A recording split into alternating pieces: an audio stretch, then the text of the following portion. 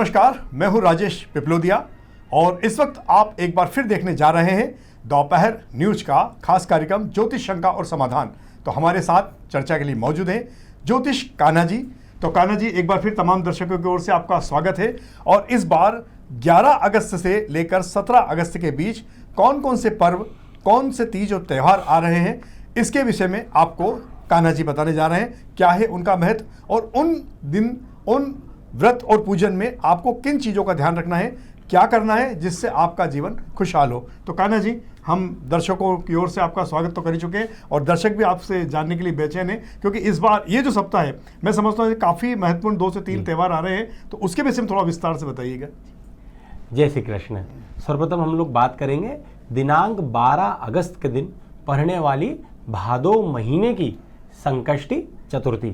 पूरे माह में कृष्ण पक्ष के दिन जो चतुर्थी आती है उसे संकष्टी चतुर्थी कहा जाता है। 12 माह की 12 संकष्टी चतुर्थी होती है, उनमें से 4 चतुर्थी पूरे वर्ष की सबसे बड़ी होती है। उसी में से एक भादो महीने की संकष्टी चतुर्थी होती है। खासकर हर सुहागन महिला को ये संकष्टी चतुर्थी का व्रत अवश्य रखना चाहिए। खासकर इस दिन आपको दिन भर भूखे रहना है। एक बात का आपको विशेष ध्यान रखना है, इस व्रत में सूर्यास्त के बाद भोजन नहीं किया जाता है, बल्कि रात्रि में जब चंद्रोदय होगा तब आपको चंद्रमा के दर्शन करना है, चंद्रमा देवता के पूजन करना है, फिर भगवान गणेश की पूजन करना है, गणेश जी की कथा पढ़े, उसके बाद आपको व्रत खोलना है।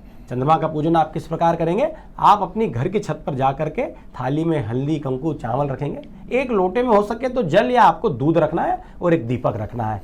भगवान चंद्रमा नारायण को आपको दूध से अर्घ्य देना है, जल से अर्घ्य देना है, हल्दी कंकु आपको उनकी तरफ दिखा करके चढ़ाना है, फूल चढ़ाइए, चंद्रमा देवता की आप आरती कीजिए, फिर भगवान गणेश का आप पूजन कीजिए और उसके बाद आपको व्रत खोलना है। आपके जीवन के सारे संकट भगवान गणेश की कृपा से इस संकष्टी चतुर्थी के व्रत कर लेने से अवश्य हर लेंगे।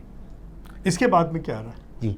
इसके बाद आपको पूरे वर्ष का सबसे बड़ा त्यौहार, कई लोगों का सबसे प्रिय त्यौहार, दिनांक 16 अगस्त शनिवार के दिन जन्माष्टमी का महापर्व रहेगा। आप कंफ्यूज मत होइएगा, इस बार एक ही दिन मेन जन्माष्टमी का पर्व रहेगा जो कि शनिवार के दिन रहेगा।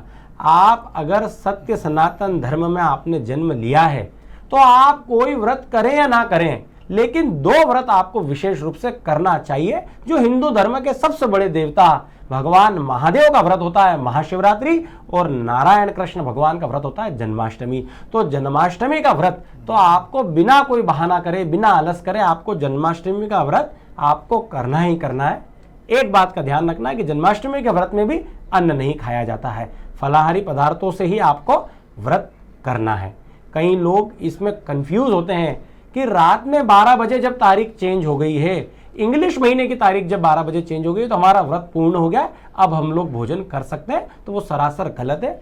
हिंदू धर्म में कोई भी व्रत अगर शुरू होता है तो वो सूर्योदय से शुरू होकर के अगले दिन सूर्योदय पे समाप्त होता है। तो जब व्रत आज सूर्योदय से शुरू हुआ है तो आज आप रात में एक दिन पहले जितना खाना चाहे रात में खा सकते हैं। यही नियम अगले दिन लागू होगा कि जो व्रत सूर्योदय पे शुरू हुआ है वो अगले दिन सूर्योदय पे खत्म होगा, तो उस दिन आपको रात को 12 बजे बाद बिल्कुल नहीं खाना है, एक ही समय आपको भोजन करना है। ये नियम आपको सभी व्रतों में लागू होता है। तो जन्माष्टमी के दिन व्रत करें, पूरे परिवार सहित लड्डू गोपाल का पूजन करें।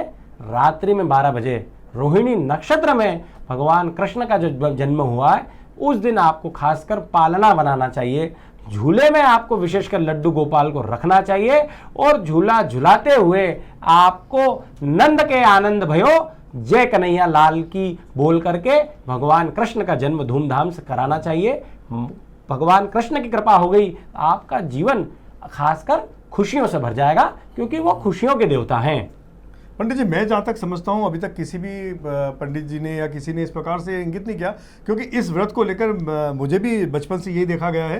ये पहली बार शायद ऐसी प्रकार की आपने जानकारी दी है इसमें, विशेषकर जन्माष्टमी के दिन लेके, कि भगवान जब श्री कृष्ण का जन्म उत्सव हो जाता है, रात को 12 बजे में उनकी आरती हो जाती है, उसके बाद में व्रत खोल के व्यक्ति भोजन कर लेते हैं। ऐसा अधिकांश परिवारों में होता है, पर चूंकि पंडित जी बता रहे हैं इसलिए आप इस नई चीज़ों को मानेंगे ज़्यादा बेहतर होगा, क्योंकि इसके पहले किसी ने बताया भी नहीं इसको। क्योंकि कहते हैं जब जन्म उत्सव हो गया उसके बाद भोजन कर सकते हैं, और उसके बाद जैसे डोल ग्यारस का भी ऐसे महत्व है कि जब डोल के दर्शन होते हैं तो व्यक्ति उपवास खोल लेता है, तो वो तो अगले दिन तक रखता नहीं है।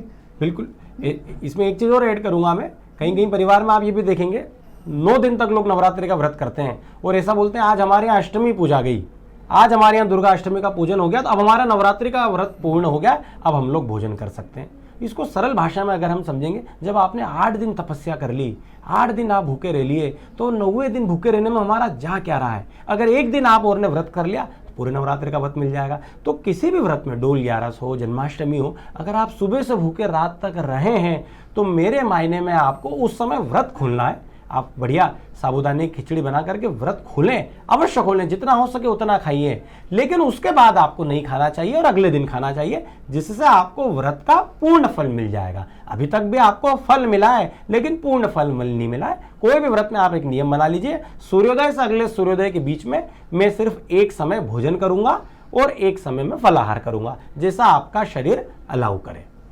इसको एक और मान्यता ली गई है इसके अंदर, क्योंकि ये जो शारदीय नवरात्रि होते हैं इसमें विशेषकर कुल देवी और कुल देवता का पूजन होता है। किसी के वहाँ छठ का होता है, किसी सप्तमी, और विशेषकर ज्यादातर लोगों का अष्टमी होता है। तो जब उनके कुल के देवी देवताओं को जो प्रसाद और जो पूजन सामग्री चढ़ाते हैं, तो उसके बाद अगर उनके प्रसाद का त्याग करना है तो इसमें एक प्रकार से देखा जाए, इसी मान्यता है कि वो तो महापाप का भागी बन जाएगा, क्योंकि साल भर अपनी कुल देवी का इंतजार करेगा, साल में एक दिन उसको दर्शन होंगे, पूजन करेगा, फिर उसका मतलब प्रसाद कैसे छोड़ सकता है। तो स्वाभाविक है कि उस व्यक्ति को सेवन करना ही पड़ेगा, क्योंकि अगर हम किसी देवता को कोई भी चीज अर्पण कर रहे हैं तो जब तक स्वयं उसका तर्पण नहीं करेंगे, स्वयं ग्रहण नहीं करेंगे, तब तक वो चीज फलीभूत भी नहीं होती है। एक मान्यता ये भी है इसके लिए। लेकिन जहां कुलदेवी का पूजन नहीं होता, जो लोग, पर जहां तक सनातन धर्म में तो हर हिंदू परिवार के अंदर ये कुलदेवी देवता का पूजन तो विशेषकर होता ही है। तो इसके विषय में फिर यहाँ डबल बातें हो जाती है। बिल्कुल राजेश जी बिल्कुल सही कह रहे हैं कि मोस्टली परिवारों में दुर्गा अष्टमी का पूजन होता है। जो भी उनकी माता रानी को भोग लगता है उस दिन, अष्टमी के दिन, सभी व्यक्ति धूमधाम से और पूरा आनंद से बनाते हैं।